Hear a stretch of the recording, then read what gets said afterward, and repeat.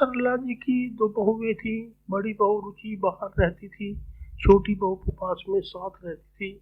छोटी बहू पूजा थोड़ा जलसे स्वभाव की थी। बड़ी बहू से सरला जी जब बात करती तो पूजा इधर से उधर घूम घूम कर गुनगुनाती रहती थी। सरला जी छोटी बहू का काफी ख्याल रखती थी, बच्चों से लेकर खान पान, चाय, नाश्ता। लेकिन माँ जी से पूजा कभी खुश नहीं रहती थी। पूजा किसी के आने जाने पर सामने नहीं आती थी। सरला जी का स्वभाव बहुत अच्छा था। यदि कोई पूछता कि क्या बहू नहीं है तो तुरंत जवाब दे देती कि आज उसकी तबीयत ठीक नहीं है, कभी उसके बच्चे की तबीयत ठीक नहीं है। इसी तरह पूजा की इज्जत बनाती रहती थी। फिर भी पूजा सरला जी की कदर नहीं करती थी। एक दिन सरला जी की बड़ी बहू रुचि फोन पर बात करते समय थोड़ी बात सुन ली तो सासू माँ से पूछना चाही, लेकिन माँ जी ने नहीं बताया। किसी बात को लेकर माँ जी की छोटी बहू से बहस हो गई थी। सरला जी बड़ी बहू रुचि के पास चली गई।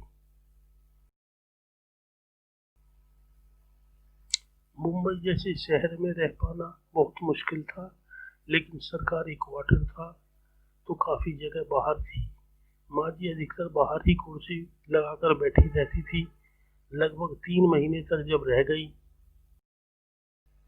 तब छोटी बहू पूजा को लगा अब तो माँ जी आएंगी नहीं, जो पैसा रखी हैं सब भाभी जी को ना दे दे। माँ जी का एटीएम कार्ड ढूंढना शुरू कर दिया तो घर में मिला ही नहीं। पूजा को बुरी तरह डर सताने लगा। इधर रुचि को बहुत अच्छा लगता था। ससुर जी थोड़ा धार्मिक विचार के थे। सुबह शाम बाबूजी को अपनी कोई न कोई कहानी सुनाना शुरू कर देते थे। इससे रुचि के बच्चों पर अच्छा असर हो रहा था। सुबह से लेकर शाम तक भाग दौड़ में लगी रहती थी। रोज खाने के में बदल बदल कर बनाती थी। रुचि के बच्चों ने एक दिन कह दिया कि दादी दादू आप लोग जब रहते हैं तो मम्मी बहुत अच्छा अच्छा बनाती हैं। माँ पिताजी के साथ बच्चों को पार्क भेज देती थी। सब बहुत खुशी खुशी रह रहे थे। एक दिन अचानक छोटी बहू का फोन आया तो माँ जी ने कहा कि अचानक 3 महीने बाद ये कैसे याद कर ली। फोन उठाई माँ जी तो उधर से बहुत ही प्यार से आवाज आई, माँ जी प्रणाम, कैसी हैं आप तो भूल ही गई हमको। माँ जी ने जवाब दिया, बेटा मैं तुमने ही फोन मेरा ब्लैक लिस्ट में डाल दिया था। मैंने तो कई दिन मिलाने की कोशिश की। मैं एक माँ हूँ, मैं कैसे भूल सकती हूँ। उधर से पूजा ने बोला, अरे कब तक आ रही हैं? आप आ जाती तो बच्चों को देखती, मैं अपना बीएड की पढ़ाई पूरी कर लेती। बिल्कुल पढ़ नहीं पाती हूँ जब से आप गई हैं। माँ जी ने बोला, बेटे जब तक थी तुम्हारे पास तो मैं बहुत दुख देती थी। अब मेरी जरूरत महसूस होने लगी तो ठीक है, जल्दी ही आऊंगी। इतना सुनकर बड़ी बहू ने बोला कि माँ जी आप घूम टहल कर रहिए ताकि पूजा को भी पता चले आप भी किसी की माँ हो। जब जरूरत हुई तो आपकी कदर पता चली ना। पैसे ही ऐसे ही आप ज्यादा समय तक एक जगह न रहा करिए। उसको लगता होगा कि आप उसके सर का बोझ बनी है। चलिए कम से कम देर से ही सही आपकी कदर तो हुई। माँ जी आप एक जगह गांव में ही न रहिए, मेरे पास और घर दोनों जगह मिलाकर रहिए। चलिए इसी बहाने आपको पूछा तो, लेकिन आप 1 से 2 महीने ही रहेंगी। इससे ज्यादा रहेंगी तो फिर वही हंगामा होगा। मैं नहीं चाहती कि आप सबको कोई कुछ कहे। मैं अपने बच्चों को नहीं खिलाऊंगी, लेकिन आप सबको खिलाऊंगी। अपने बच्चों को आधी रोटी में बांट कर खिलाऊंगी, लेकिन आप सबको भरपेट खिलाऊंगी।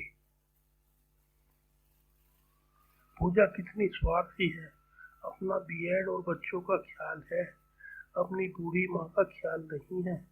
माँ आपका मन करे तो ही जाइए, अगर मन ना हो तो मत जाइए, हमें तो आप सबके साथ बहुत अच्छा लगता है। पूजा को कैसा महसूस होता है ये मुझे नहीं पता, मैं हर तरह से तैयार हूँ आप सबकी सेवा करने के लिए। आप लोग क्या कोई भी होता तो मैं उसकी भी सेवा करती। माँ जी ने बोला, अरे बिटिया तभी तो तुम अपने व्यवहार से फली फूली हो, तुम्हारी चर्चा तो हमारे गांव में अक्सर होती रहती है। मैं जाऊंगी अब की बार, देखती हूँ फिर जैसा होगा बताऊंगी। बेटा मेरा टिकट करा दो, रवि से कहकर, अभी वो भी 10 बातें सुनाएगा। क्या करूं, मोह माया नहीं छूटता, नहीं तो मैं कब का छोड़ चुकी होती। मेरा तो छोड़ो, तुम्हारे बाबूजी खेत खलियान इन सबका मोह माया नहीं छोड़ पा रहे हैं। रवि ऑफिस से आया, सभी लोग साथ में चाय पिए और बात आरंभ हुई। उसी ने कहा, माँ का टिकट करा दीजिए। यह सुन रवि नाराज हो गया। तब तक रुचि ने बात को संभाला, अब की बार माँ को जाने दीजिए, अब की बार कुछ हुआ तो मैं जाकर ले आऊंगी और कभी नहीं जाने दूंगी। रवि भी सहमति दिया और टिकट करवा दिया। इधर माँ बाबूजी घर जाने की तैयारी कर लिए और शाम की ट्रेन थी। मुंबई रेलवे स्टेशन पहुंच गए समय से। तीसरे दिन पहुंचते आजमगढ़ स्टेशन पर ट्रेन रुक गई। छोटा बेटा और बहू सामने खड़े मिले। यह ट्रेन देखकर दोनों लोग फ्यूल हो उठे। देखो कैसे आ जाए हैं देने, ईश्वर करे ऐसे ही प्रेम बना रहे। घर पहुंचते ही बहू पूजा अपने पापा को बुला रखी थी। इधर सास ससुर घर पहुंचे, उधर बहू रानी अपने मायके चली गई। बड़ी बहू सुनी और बोली कि मुझे पता था अब की बार कुछ न कुछ ऐसा ही करने वाली है। बच्चों को छोड़कर गई। अब माँ जी दोनों बच्चों को, छोटे बेटे का और खुद, दो लोग सबकी व्यवस्था में दिन भर लगी रहती हैं। बड़ी बहू से बोली, अगर वो आ जाती है तो मैं तुरंत वापस आ जाऊंगी। मायके में बीएड करने लगी, अगर आती भी है तो दिन भर के लिए, शाम को वापस चली जाती है। 6 महीने बाद पूजा जब आई, फिर माँ जी बाबूजी हमेशा के लिए मुंबई आ गए। बड़ी बहू बेटे के व्यवहार और बच्चों के साथ बहुत खुश रहते थे। यहाँ माँ जी को काम नहीं करना पड़ता था। माँ जी ने बहू से कह दिया, मांझने के लिए रानू रखवाती है, उसे मना कर दो, हम है ना। रुचि ने कहा, अब तक इतना किया है, अब कम से कम आराम करिए, बहुत प्यार से बुढ़ापा कट जाएगा।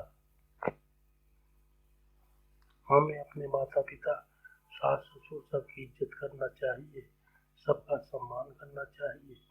अपने बच्चों को भी यही रास्ता दिखाना चाहिए, ताकि हमारे बच्चे भी बड़े बुजुर्गों की इज्जत और सम्मान कर सके। जो हमारे रिश्ते हैं उनकी इज्जत और कदर करनी चाहिए।